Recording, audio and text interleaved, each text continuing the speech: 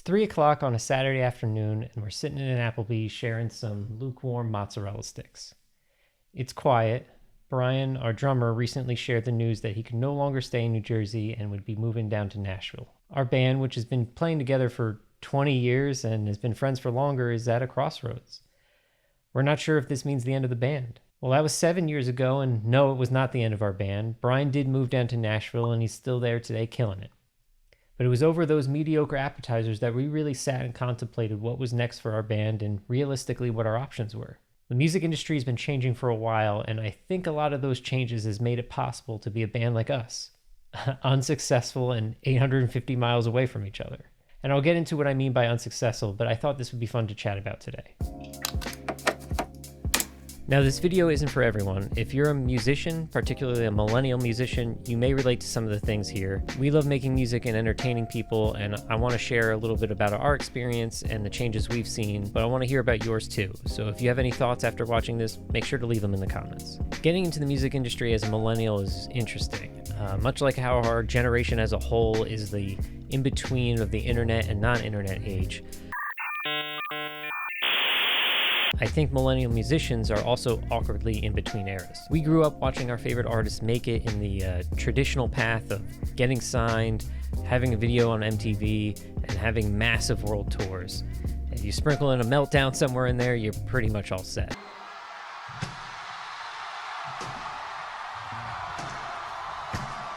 This was the classic Rockstar 101 way I know we and other artists aim to pursue as part of the dream, but that path has been shifting since our generation began walking down it. Before, a lot of weight was put on that ever-elusive record deal that felt like a carrot on the end of a very long stick that just kept getting longer. And I'm sure we weren't alone in feeling that struggle of balancing making a perfect press kit for that talent scout or record executive somewhere and actually making the music, which is why we got into it to begin with. Despite having a blast and having a lot of great moments, we started to feel that if after 20 years we didn't have that holy grail of a record contract, could we even call ourselves a successful band? And if not, how are we going to be successful now with Brian moving? Maybe it was time to call it quits.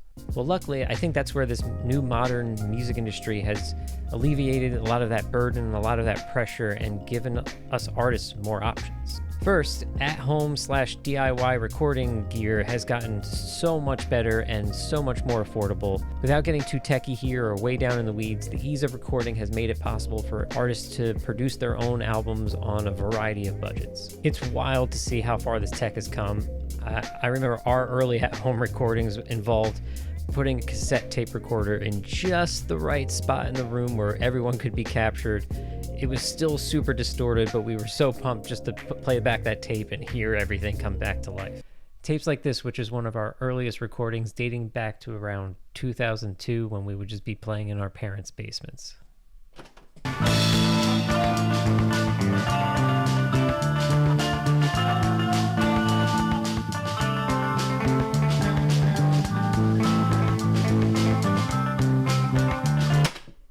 And after those tape recordings, it eventually evolved into having 2-track or 4-track recorders, and now it's gotten to the point where you can basically build a recording studio in your house or have one right on your laptop. And pulling on that thread a little more, not only has the technology evolved for the artists, but so has the interests and tastes of listeners.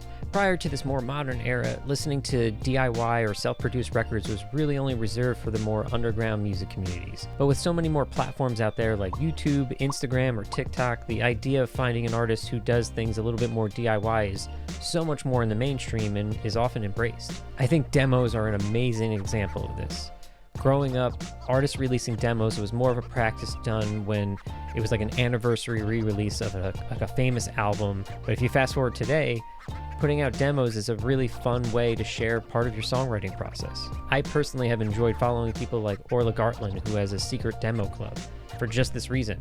Every month she puts out a new demo, and I just really enjoy watching how her songs evolve from initial demo all the way to final release. And speaking of releasing demos, last month we put out our first demo of a new song we're working on. We've never done this before, but I'm already loving putting out demos. I've found so many channels right here on YouTube that I now subscribe to just based on a really good demo.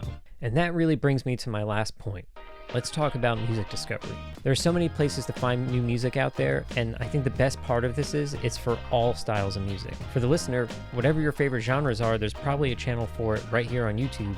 And for the artists, we have direct communication with those listeners. Listeners who think more independently for themselves and the styles they like, regardless of what's hot in pop culture. I know my personal listening habits have changed drastically in the last 10 years. The majority of new bands I found in the last year were from Instagram or TikTok. All of them independent artists doing their own thing, and I love it. And even physical media is making a comeback, which if you're like me and you like collecting things, is a lot of fun and is another way to support those artists more directly. I think this is probably the first time in the music industry that access to recording equipment to make your own music and access to listeners to share your music with is so equally open. Like I said, it's no gatekeepers. So there we were in this Applebee's trying to figure out what to do next. Embracing change is hard. Imagine you're running a 26-mile marathon and at mile marker 13 you're told you're going the wrong way. You can stay in the race, but you have to run back the 13 miles you came and start again at mile 0. Sounds pretty daunting. Would you do it? If this had happened just 10 years earlier, I think there would only really be two options. Either get a new drummer, which is never ideal and sometimes doesn't even work, or like a lot of people do, end the band. But all the things we just talked about opened up a third option that I don't think previous generations had, at least this easily. But for us and many other millennial artists, that means facing that decision of, do we turn around in our marathon? So with the mozzarella sticks gone, 4 beers and 1 Oreo milkshake empty, and I'll let you decide who had the Oreo milkshake, we all unanimously voted for option 3 to keep going as is. We love making music, and we knew even if it meant some backtracking that it would be worth it in the end. And we're still learning here, but I'm so happy to be still making music with my friends. It's my absolute favorite thing to do. Long distance collaboration and direct listener access. This combination is going to extend the lifespan of so many artists' careers. Without having to worry about that ticking clock, artists can be free to make what they want, when they want, and find their own audience at their own pace. I think success is redefining itself in the music industry, and what was once maybe deemed unsuccessful is now a whole other avenue to do the thing you love. For generations going forward, this will be the new norm, and I'm so excited to see what it means for new music and art in general. And in the meantime, we'll be continuing our marathon, and I hope you continue yours. And if you'd like to see one of our long-distance collaborations with Brian in Nashville, you can watch one of our recent What If covers where we asked ourselves, what if Radiohead had written Everlong by the Foo Fighters? As always, guys, thanks for watching, and we'll see you in the next video.